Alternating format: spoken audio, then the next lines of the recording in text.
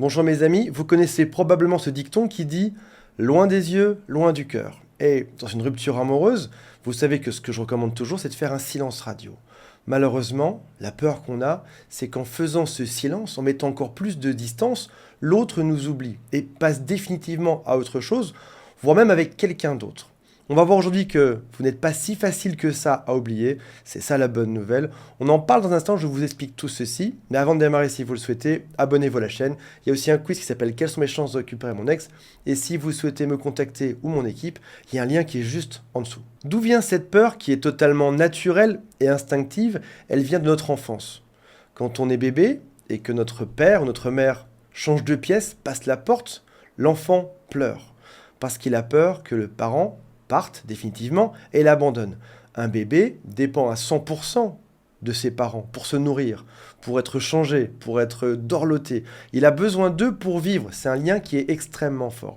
Et aujourd'hui, vous avez ce même instinct naturel, vous avez besoin de l'autre pour vivre. Alors oui, vous pouvez respirer, vous nourrir en principe, dormir sans l'autre, mais on a l'impression de perdre une partie de soi. Et on se dit, si je laisse partir l'autre, alors on est comme deux moitiés, et mon autre moitié va partir ailleurs. Et il y a ce qui suit de manière générale et systématique, ça s'appelle l'effet de la flamèche ou de la brindille enflammée. Tu as un grand feu devant toi, tu as beaucoup de bouts de bois et qui sont entassés et tu essayes d'y mettre le feu. Tu prends un silex, tu prends une pierre, tu prends un briquet pour allumer doucement une flamme.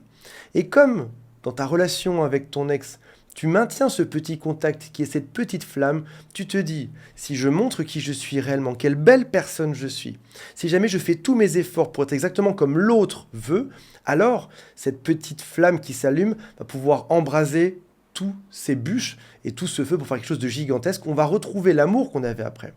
On doit aussi se dire, mais finalement, ok, on n'a pas de relation amoureuse, mais on est toujours en contact, peut-être par SMS, où on s'appelle, où on se voit de temps en temps. Parfois, on se boit un café ensemble. Et c'est déjà mieux que rien. Parce que je préfère avoir ça dans ma vie que de plus voir du tout cette personne. On peut aussi se dire, j'ai envie de surveiller l'autre, ou de verrouiller mon ex. Si je suis tout le temps présent dans sa vie, il ne pourra pas avoir quelqu'un d'autre. Elle ne pourra pas avoir un autre mec. Donc je dois rester pour surveiller, pour guetter. Je suis proche de sa vie pour surveiller qu'elle ne se met avec personne. Vous comprenez bien quelque chose qui ne va pas là-dedans. Déjà, lorsqu'on est tout le temps sur l'autre, notre présence empêche de créer du manque, d'une part. Et puis, pensez aussi à une chose, dans cette présence, il y a souvent quelque chose qui est erroné, qui est fausse. C'est qu'on est en train de changer sa personnalité pour être exactement celui que l'autre veut. Mais qu'est-ce qu'on renvoie comme image?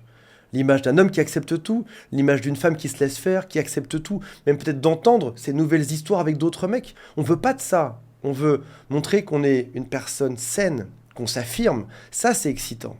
Une personne qui est autonome, qui sait se gérer, qui n'a pas peur d'une rupture amoureuse, qui dit allez, tu es libre, va où tu veux, je sais que tu reviendras un jour, fais ton chemin et je fais le mien. Ça a quelque chose de sexy. Ta présence empêche d'autres choses.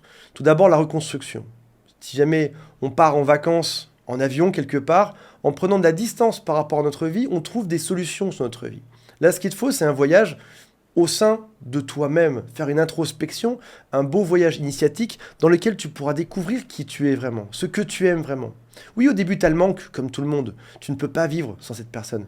Mais au bout de 2 semaines, qu'est-ce qui va se passer? Et au bout d'un mois? Et au bout de 2 mois? Est-ce que c'est toujours aussi fort ou pas? Ou est-ce que finalement, tu n'as pas réussi à faire un point sur toi, tes envies, sur l'autre, ses envies, ses désirs, et sur votre couple? Il y a une grosse différence entre une rupture avec un scénario qui est sain versus une rupture qui a un scénario qui est erroné. Une rupture saine, les deux se séparent pendant quelques semaines, quelques mois, font le point chacun de leur côté. On n'est pas aussi rapide toujours l'un que l'autre. On fait chacun le point et au bout d'un moment, on revient et on décide ensemble si on a envie de continuer ou pas. Est-ce qu'on a compris nos erreurs? Est-ce qu'on ne refera pas ces mêmes erreurs? Ça servira à quoi de se séparer pendant 3 jours et de revenir, puis de refaire le même scénario catastrophique? On ne veut pas de ça.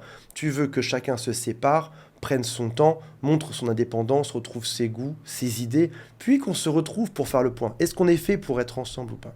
Une rupture qui aura un scénario qui serait toxique, c'est lorsqu'on est toujours collé l'un à l'autre, on n'arrive pas à couper ce lien dans une espèce de dépendance qui peut être mutuelle d'ailleurs. Et finalement, on n'avance pas sur nos propres problèmes. On reproduit toujours les mêmes schémas qui n'avancent pas. Donc oui, parfois la rupture c'est nécessaire, c'est même une bonne chose. Un silence radio, c'est excellent pour arriver à mieux se connaître, gérer sa propre dépendance affective, gérer ses propres envies, faire l'introspection honnête, l'équilibrage sur quelles sont réellement mes fautes là-dedans. Et quelles sont réellement les siennes aussi. Ne pas tout se mettre sur le dos, ne pas tout mettre sur le dos de l'autre. Si vous le souhaitez, contactez un thérapeute ou mon équipe, on est là pour vous aider à faire ce point. Salut à tous, bye.